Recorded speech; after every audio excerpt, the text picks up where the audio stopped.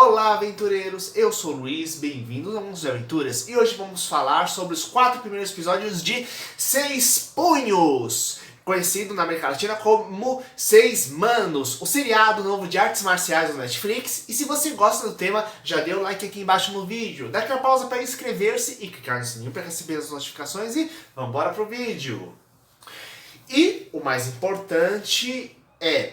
Eu já comentei um pouco o panorama geral, meio que sobre a sinopse da série e meio que o contexto no qual ela foi situada no outro vídeo. Então aqui eu vou fazer uma análise aprofundada dos 4 primeiros episódios e que cumpriram as minhas expectativas e na verdade até superaram ela. Inclusive, vamos começar partindo da questão dos personagens em si. Afinal, se você quer saber os episódios, você assiste os episódios 5 e 6. Então, como analisar um pouquinho melhor? Vamos começar pegando o Silêncio, um dos grandes heróis da história. Se a gente perceber, mais do que simbolizar um trauma de infância e um motivo que vai pra frente dele de sempre continuar se aperfeiçoando, sendo cada vez mais letal, Silêncio é aquele que ele não consegue se expressar da maneira tradicional, justamente porque ele não pode falar, né? Então as mãos e braços, o corpo dele torna-se a forma direta de ação. O que é muito interessante porque a namorada dele justamente adora música, né? Que é justamente um meio sonoro de comunicação. E os dois são igualmente traumatizados da infância devido às guerras de gangue na região.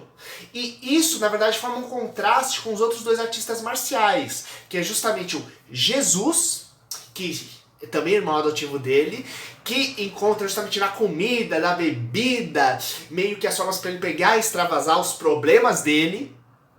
E temos a Isabela, que ela dedica-se justamente a estudar, a planejar, a elaborar. Ela tenta buscar, entrar na parte racional e mergulhar na pesquisa e no estudo como forma de conseguir superar seus problemas. Então, né, inclusive, a gente pode ver até meio que o conflito entre o próprio Jesus e a Isabela, né, que são amigões, só que enquanto um todo mais pra fora, quer meio que apagar, esquecer dos problemas temporariamente antes de tentar resolver, a Isabela tenta mergulhar diretamente na parte dos problemas. Então ela é inclusive um pouco mais racional nesse momento, né? Inclusive quando a gente pega e vê como é a história do contato da Isabela com a morte e como é ensinado a lidar isso com ela.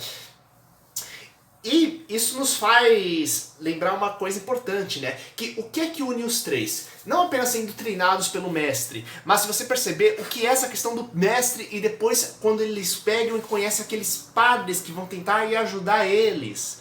Na verdade, se percebermos bem, temos continuamente a ideia de autoridades secretas que as pessoas não conhecem e que muitas vezes as autoridades que têm um tom mais paterno perto das pessoas, elas possuem um lado sombrio que as pessoas desconhecem, inclusive porque somos seres humanos. Temos nossos erros, temos nossos problemas em diversos graus. E mesmo os sacerdotes assassinos que eles encontram, eles são parcialmente do bem, porque na verdade eles protegem a cidade, inclusive dos outros traficantes.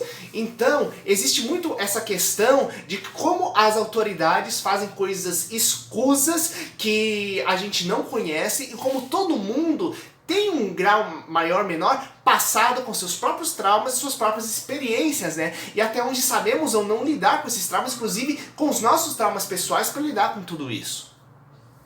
Prosseguindo então, vamos partir para a nossa dupla de policial. Uma policial hispânica, um policial que na verdade é um agente do governo americano e que, lembra quando eu comentei de que essa coisa da Guerra Fria, proximidade de México e Estados Unidos poderia ser trabalhada? Aqui é perfeito. Só que aqui eles acrescentaram mais uma coisa que eu tinha esquecido, que é, essa é a época dos filmes, dos chamados Black Exploitation, inclusive, por causa que a questão racial estava muito forte. Nos anos 60 foi assassinado Martin Luther King, que era um dos grandes lutadores pelos direitos dos negros nos Estados Unidos.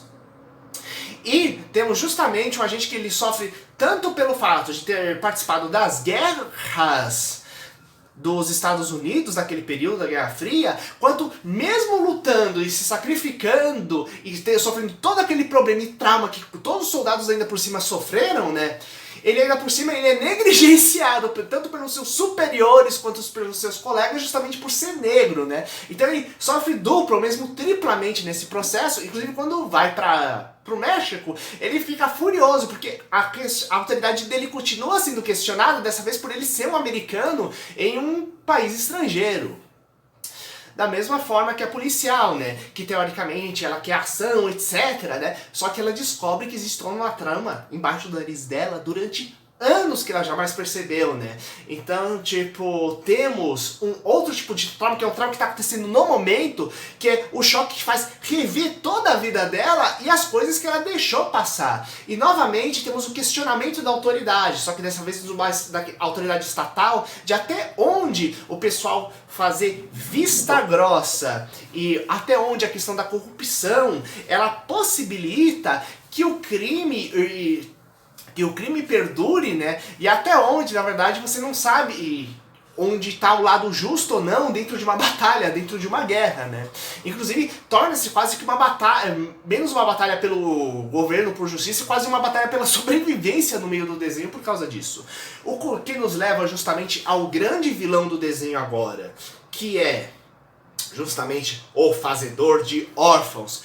Gente, eu me surpreendi mesmo, por causa que temos um gangster que parece estilo uma coisa Rei do Crime, ou mesmo aquele Hulk cinza gangster, né, que não sei se vocês conhecem as histórias dos quadrinhos, né, onde temos um Hulk com menos forte, mas com mais inteligência, que torna-se que se veste quase como se fosse um gangster, basicamente lida diretamente com esse tipo de coisa. E aqui temos justamente um Brutamontes que parece ser o chefe de uma mega corporação criminosa, ao mesmo tempo aquele capanga, aquele guarda-costas, aquele chefe dos guarda-costas super durões, só que você tem um mega feiticeiro. Esse contraste dentro dele é fascinante e o nome é perfeito. Inclusive porque justamente todas as questões lá estamos falando sobre como lidar com a autoridade, como lidar com traumas relacionados com a autoridade, com os problemas disso, e temos justamente alguém que destrói a autoridade, alguém que mata os pais das pessoas. E inclusive a ponto de que ele faz isso com a própria mãe, não exatamente matando ela, né? Pelo contrário, né? A gente vê a história traumática de infância dele, né? Meio que sendo treinado, quase escravizado pela mãe para ser o grande assistente de feiticeira, né? Só que ele vai se tornando cada vez mais perturbado e ele que dá a volta por cima e aprisiona ela, e ele agora tá fazendo múltiplos experimentos para tentar descobrir como funcionam os poderes dela, para assim ficar cada vez mais poderosos. Então, ao longo do episódio, nós temos uma corporação do mal previamente feita contra o qual os heróis lutam. Não, o vilão, ele cresce, evolui, não apenas mostrando-se cada vez mais a crueldade dele, mas aprendendo cada vez mais a trabalhar com os poderes das trevas para tanto conseguir autoridade dentro do meio físico, dentro do submundo do crime, quanto um grande senhor da magia negra, né? Então, quais segredos serão revelados ainda por cima mais pra frente, né? Sendo que, inclusive, ele já controla esse poder no final do quarto episódio, a ponto de conseguir manter a inteligência dele e ter um corpo quase indestrutível. O que faz lembrar, inclusive, o fato de que a mãe conhecia algum tipo de ritual, ou melhor, estava conhecendo alguns rituais que poderiam levá-las à imortalidade, só que ele cria outro ritual para poder pegar e aprisionar ela e assim conseguir os poderes grandiosos dela para ele, né?